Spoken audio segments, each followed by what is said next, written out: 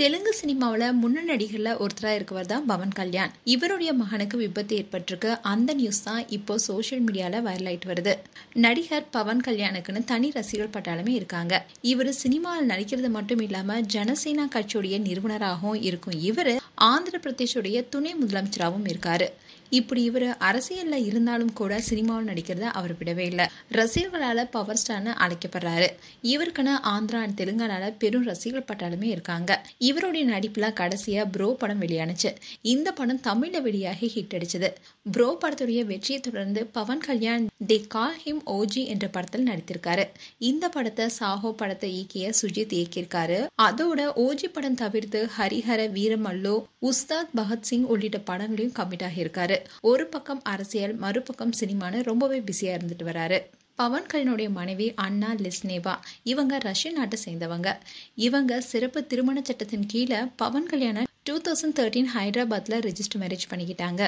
இவங்களுக்கு ஒரு மகனும் இருக்காங்க. இந்நிலையில பவன் கல்யாணுடைய மகன் சின்ன வயசுல இருந்தே சிங்கப்பூர்ல படிச்சுட்டு வரதா சொல்லப்படுது. இந்த ஸ்கூல்ல இன்னைக்கு காலையில தீ விபத்து நடந்ததா சொல்லப்படுது.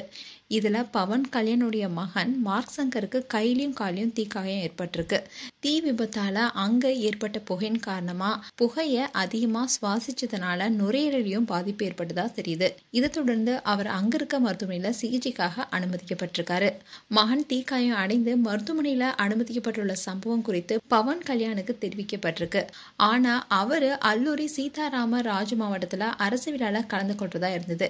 இதை தொடர்ந்து இந்த விழாவை ஒத்தி வச்சுட்டு சிங்கப்பூர் செல்லுமாறு அதிகாரிகள் அறிவுறுத்திருக்காங்க. ஆனா பவன் கல்யாணம் அந்த பகுதி மக்களுக்கு நான் வருவதா அறிவிச்சிட்டேன், அவங்க காத்திருப்பாங்க, அதனால அவங்கள சந்திச்சுட்டு நான் அதுக்கப்புறமா சிங்கப்பூர் புறப்படுறேன்னு சொல்லியிருக்காரு. அண்ட் பவன் கல்யாணுடைய மனைவி அண்ணா சிங்கப்பூர்ல இருக்காங்க.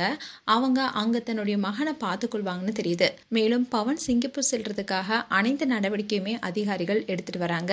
மேலும் பவன் கல்யாண் குறித்து உங்களுடைய கருத்துக்களை கமெண்ட் செக்ஷன்ல சொல்லுங்க. இது போன்ற வீடியோஸை பார்க்க நியூஸ் தமிழ் கிளிட்ஸ் சேனலை சப்ஸ்கிரைப் பண்ணுங்க. மறக்காம நோட்டிபிகேஷன் பட்டனை கிளிக் பண்ணுங்க.